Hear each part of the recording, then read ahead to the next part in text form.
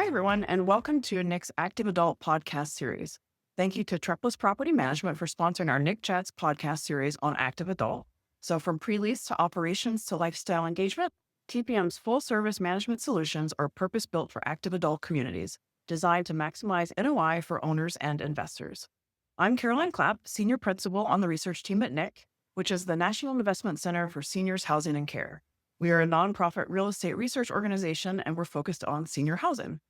One of NIC's subject matter areas are active adult rental communities, which NIC defines as age-eligible, market-rate multifamily rental properties that are focused on enhanced lifestyle programming without providing meals. So those are the parameters that NIC MAP uses to track active adult rental communities. And now, welcome to episode 2 in NIC's Active Adult podcast series, where we are speaking with Kimberly Byrum, Managing Principal, Multifamily at Zonda Advisory Group. And Kimberly will cover this episode's topic, which is data-driven market and product selection. Thanks for being with us today, Kimberly. Thank you for having me. Excited. Great. So just to kick it off here, tell us about your multifamily work at Zonda. How much of your work today is focused on the active adult sector specifically? Well, we do about 150 to 200 market studies a year with clients. And so I would say an average of active adult product within that is between 5 and 10. It's a little higher this year, believe it or not, because the multifamily is down. I think the starts showed that. But overall, that is a product sector that we think is growing. And we're very excited to elevate the research that we're doing and the analysis that we're doing for feasibility of this product type. Yeah, great.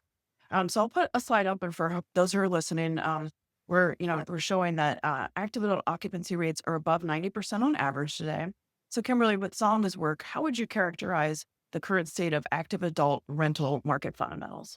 Well, I'd use a couple of words, tempered. For perform currently, we are underperforming the national vacancy of the traditional multifamily currently.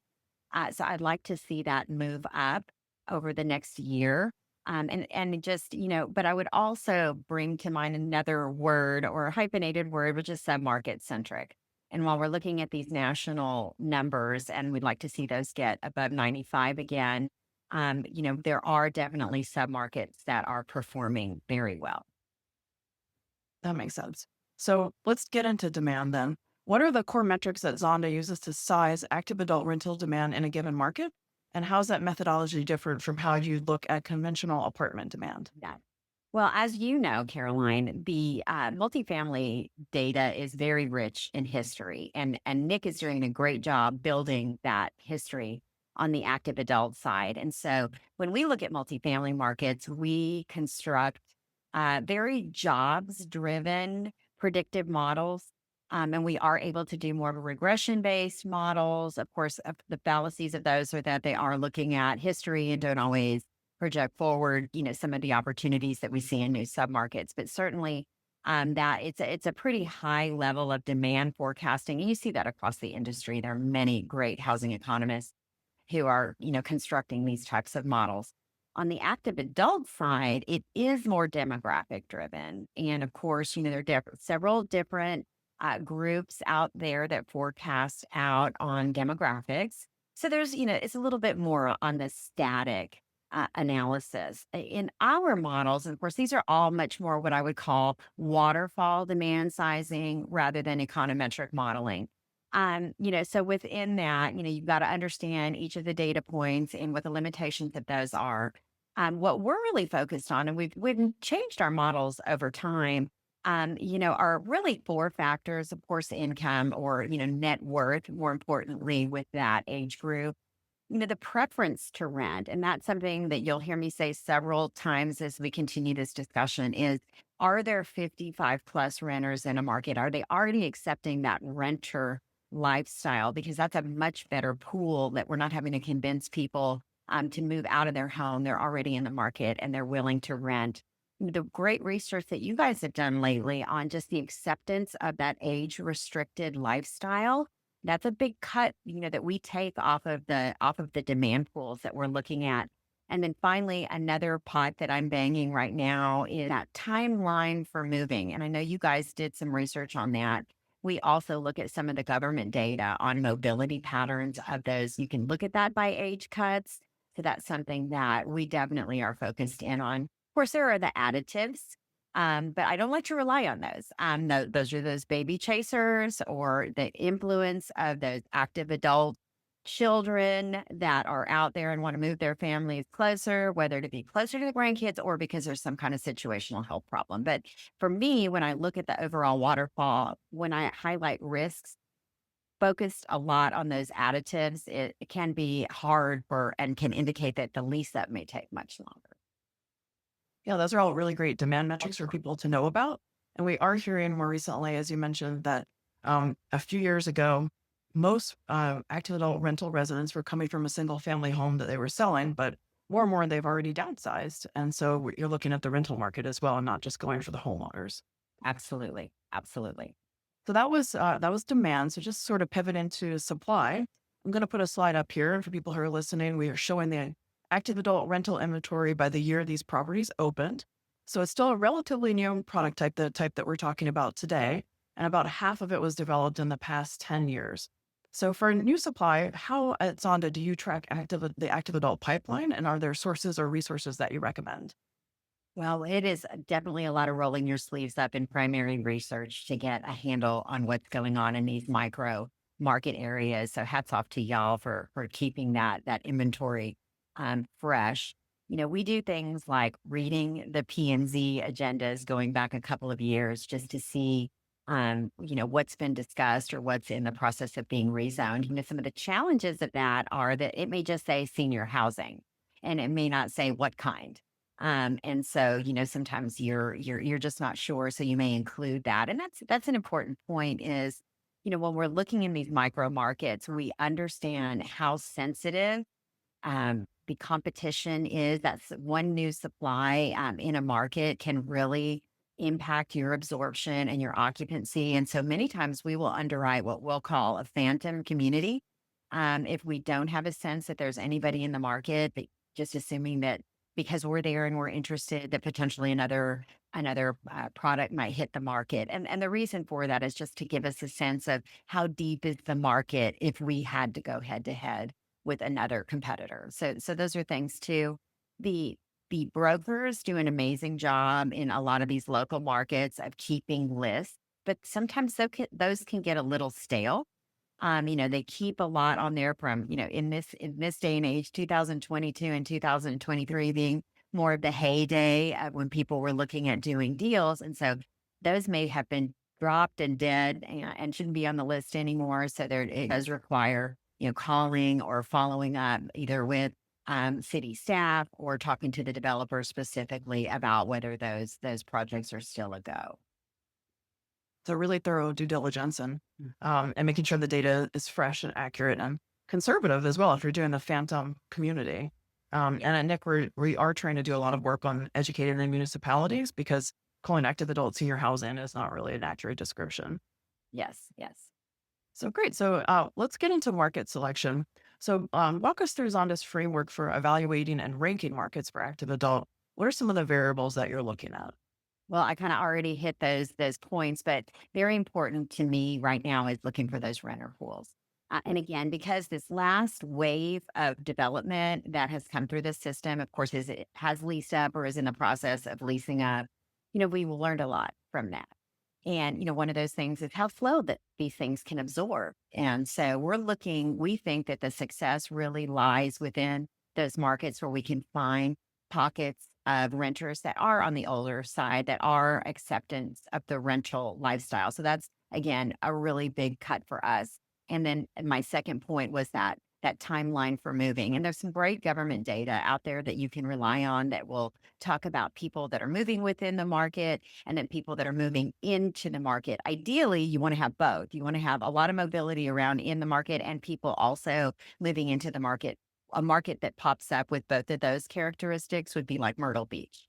People are moving there and people are moving around in that space. So that would be ideal. Not everything is perfect, but those are two attributes that we'd really be looking at on the market selection side. Great. That's really helpful. Thank you. Mhm. So we'll put a slide up here with Nick Map data showing the largest 15 markets that we track of active adult rental markets, just by the sheer number of units within each market. And you can see the occupancy rate for these. So again, the national occupancy rate is above 90%. So it's a little over 91%. You started talking about Myrtle Beach, but sort of what other markets look compelling to you today? Well, when I look at this list and I look at the bottom of this list, what really pops in my head is the oversupply that we are seeing on the conventional side. And it is seeping over into some of the primary markets where there are deeper pools of renters, obviously more inventory, and they're large. They're great big markets, and that's wonderful. But, I have a star by Dallas, Las Vegas, maybe not so much Houston because we've worked through a lot of that and they kind of march to a different drum in Houston than most of the economy. Of course, Austin and Phoenix. So while those occupancies are low in those markets, I do believe that they are experiencing some of the, I hate the word softness, but highly competitive situation that we're seeing on the multifamily side. So that is impacting the active adult performance. Yeah, that makes sense. So the chart, Austin and Phoenix are at the bottom here. So just sort of zooming out by region, you started to touch on this, but a lot of the recent capital we've heard has gone to the Sun Belt metros. There a case for the Midwest or the Mid Atlantic or Northeast regions? Yes, we do like the Midwest, but I always give that one a caveat because you cannot assume that the Midwest sensibility will pay the top of the market rent, even if they have the money. And so, we're always very careful on those rent premiums that we may underwrite in those markets. But, some of the things that do appeal to the Midwestern sensibility is that lower turnover rate that you would see in an active adult community, both with the residents as well as with the staff. We know that statistically, multifamily staff turns over much more often than the longevity that we see on the staffing side. So those are things that we can push forward and I think make a lot of sense in the Midwest. The Mid Atlantic and Northeast are always great markets, usually not for people moving there. So you're not going to get that people moving to those areas, more people moving either downsizing or already renting in the area, but those are just very hard and difficult markets to develop in. And so you have to have a lot of patience and a lot of time to get these projects pushed through because there's just a lot more NIMBYism in the markets there. Yeah, that's great. But it's basically everywhere we have we'll have a map of where all the rental inventory is, and it's across the US. It's not just in the Sun Belt. Yeah. Um, so here I'll put up a slide. We started to touch on this, but market penetration rates. Overall, we calculate only a 0.5% penetration rate for active adult compared to households age 65 to 84. And senior housing looks at households age 75 and older, and that's a 10% penetration rate. Mhm. And you started to talk about comparing to multifamily, but how do you think about market saturation and the competitive set analysis? Well, those capture rates and those penetration rates which the industry uses. I'd love to move away from those because sometimes they don't tell you the whole story. And one of my best examples is we were recently working on a project in Riverside, California, where the market penetration rate in this micro market area was, almost, 100%. But the comp set was 100% occupied, and one of the projects was over 450 units. So to me, that really says, I still want to investigate. I want to go further, even though, when you stop at that market penetration rate, you'd be, super, you would question whether you would make that investment. And so, I always caution that there is no good or bad. It certainly gives you a relative comparison to other deals you've done or other markets that you've been in, but it is not a go, no go statistic as far as I'm concerned. When I do look at those, though, in specifically talking about conventional multifamily or independent living, AL, memory care, I definitely lean more towards looking at what's going on in the conventional apartment market now. When we're looking at pricing, I think it's a great tool to say, here's where the next level of care is, and that how much this costs. Here's where the apartment market is, and then here's where my active adult is going to, be positioned within, that range.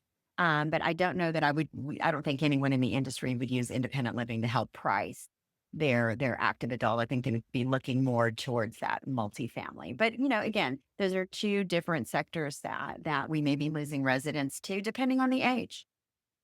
Yeah, that makes sense. That's what we hear on the valuation side as well, as we look at conventional multifamily first and then maybe independent living second.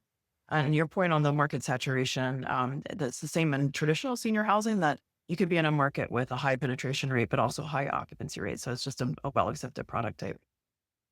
So moving into product, Nick Map reports that the active adult rental inventory it tracks is pretty much evenly split between one bedrooms and two bedrooms. There are some three bedrooms and den units as well, but it's mostly half and half.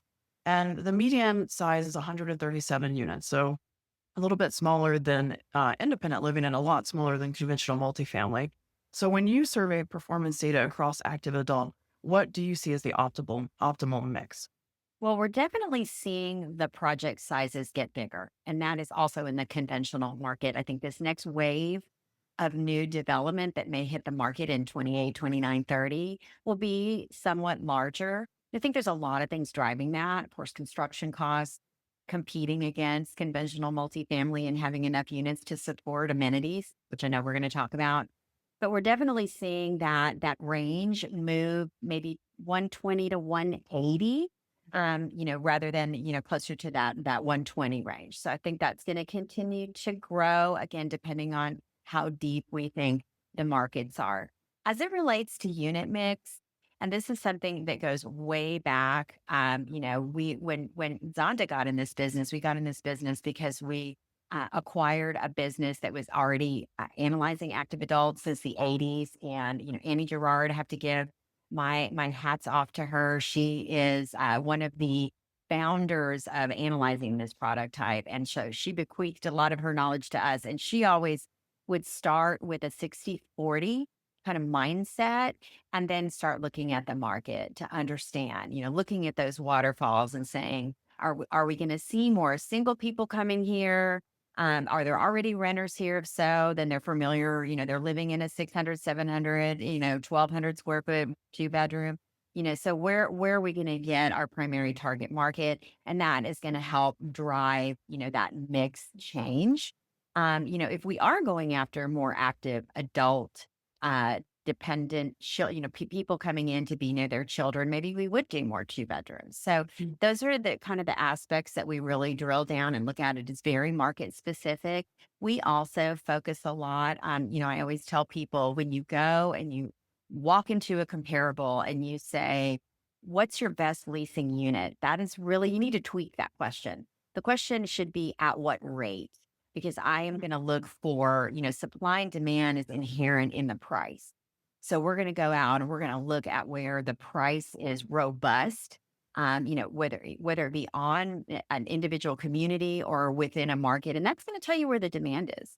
And Yeah. so that's where we really focus. And that's a big part of any unit mix analysis that we do is, finding those sweet spots within those 100 square foot increments and help understand what's doing well in the market and what's challenged in the market. Yeah, that's amazing. That's really great information. Mhm. So diving into, that's the unit mix. Let's get into the amenities. Yes. So I'm putting a slide up now that shows the top 10 active adult amenities within the communities that are tracked by Nick Map. They're very much focused on lifestyle and wellness. So the top ones include, fitness centers, pools, clubhouses, an activities coordinator. So a lifestyle engagement director is an example. So what does the performance data that you see and the ROI say about amenities that should be built or not built? Right. Well, first off, if we are competing in a market where there is a robust conventional multifamily pipeline, the amenity wars are real. And if we are trying to compete with someone that's going to look at a conventional multifamily and an active adult, we need to have everything that they have, plus that amazing coordinator programmer that's going to activate the space. So to me, it's extremely important. And the answer is yes, we need amenities. And those are definitely driving rental rates. People may not use them, but with that activities coordinator, they are used more in active adult than you might see on the conventional multifamily. So when we do our research, we even drill down a little bit further. So when you think about community amenities, that really, of the overall community amenities, 50 to 60% of the value in that package is in the clubhouse. The programming within that clubhouse is extremely important. That, like I said, that if you think about that pie chart, that's 60% of your value in your rent. It goes in that. So one of the things that pops up, it's very simple, but is that coffee area. People like to come, they like to sit, they like to get their Keurig coffee or their Nespresso coffee during the day. Of course, that also creates that social environment. They're talking to the staff as well. So that area is one of the highest value amenities that we see, in our research is that coffee in that kitchen there. When you think about the site plan, that's another 20%, call it, in your value, whether that be a pool, depending on what part of the country that you're in, whether that be, walking trails, outdoor seating areas with those fire pits, things of that nature. Those are all kind of, taking advantage of that site plan. And that's also a very robust component of your overall rent, ROI. And then finally, kind of evenly split are those pet amenities and those security amenities. And I know we don't sell security, but it's extremely important. Certainly when you're going after someone who's coming from a home and they're just not sure, is having that level of security, whether that be gated access, also with building access codes, things of that nature are extremely important with all renters, not just active adult renters. So overall, those are high value amenities as well. That's great. Yeah. So a good overview of amenities that are needed. And our third episode in this series is going to cover programming as well. And it does sort of, leverage the must have amenities. So you started to get into rent. So let's get into the rent premiums. Um, Nick Map reports a median of all the average monthly rents across markets of almost $2,000 per month. Rent premiums are often cited as being sort of 10 to 20% over conventional multifamily. Does that sound correct to you? Yeah, but it's a little bit of an apple and an orange because a lot of times, since we don't do studios very often in active adult, when you just compare that rate, sometimes that could be, influenced by a smaller average unit size at the conventional level. But yes, we typically, when we're underwriting, we would expect to see some sort of premium, certainly for the programming. I've challenged my team, in fact, to even look at, when you're looking at competitors, maybe active adult competitors, is look at their calendar. What value are they providing in their calendar? Because that can really, push even an older community to achieve higher rent in a market, is what they're doing programming wise and what they're offering their resident profile. So that's something that we look at on active adult. But overall, I would say there's no hard and fast rule, but we would definitely expect to get some level of premium for that programming that we're seeing. Yeah, that's great.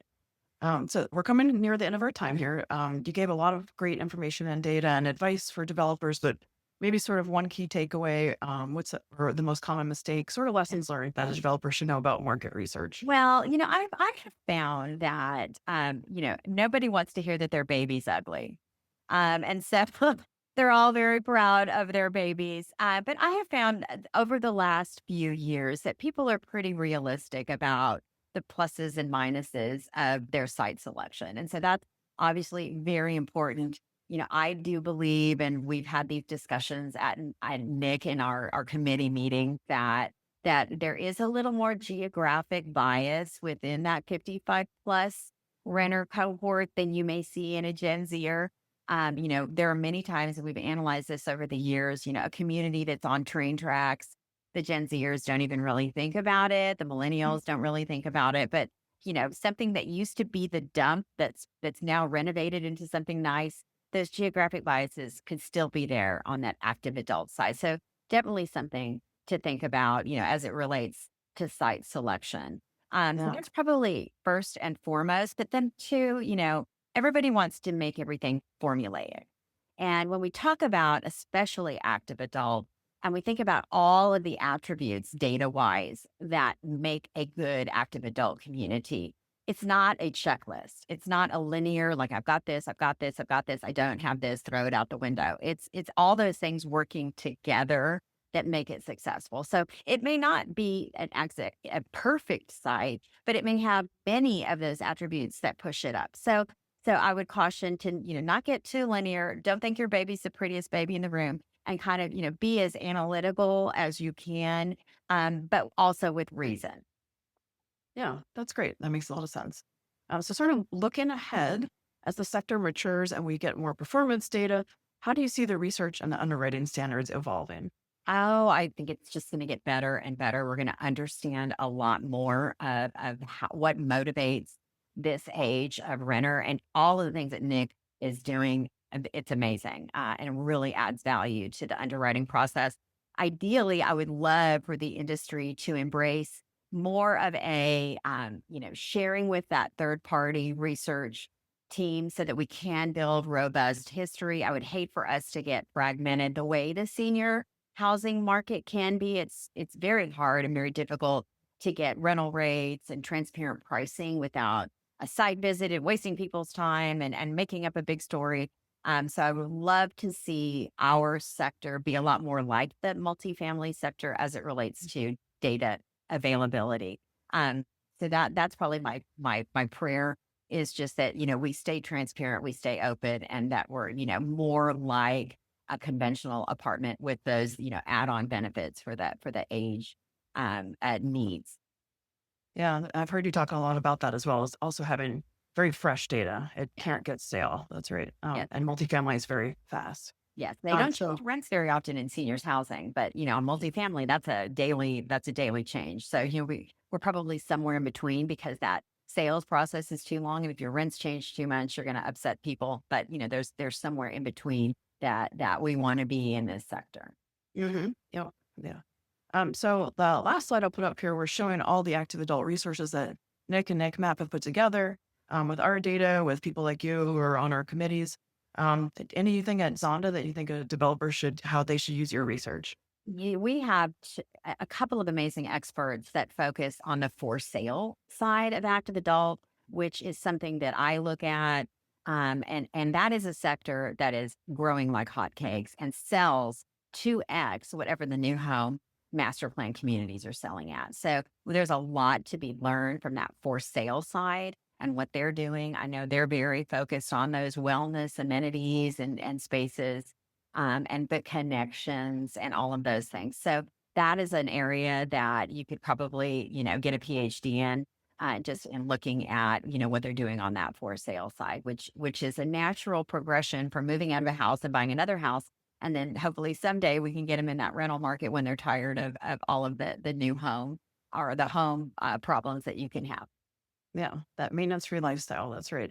Um, okay, and is there anything else you'd like to share that you're most excited about? I'm just excited. We're thrilled that this subsector has gotten so much interest, and we do see a lot of the multifamily traditional developers interested in this space. They're kind of kicking the tires a little bit. So, anybody that is out and looking, check out those Nick resources. Get smart about this business. It is anytime we've had.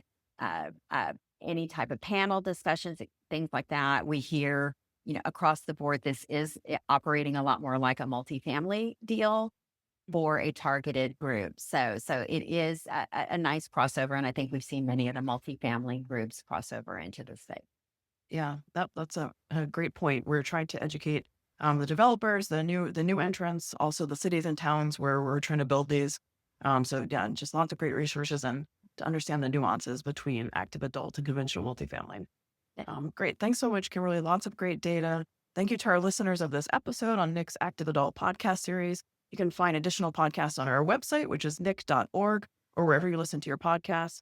Thank you again to our guest, Kimberly Byrum, Managing Principal, Multifamily at Zonda Advisory Group, for speaking with us today about active adult and this episode on data-driven market and product selection. And thanks again to Trepless Property Management for sponsoring this episode.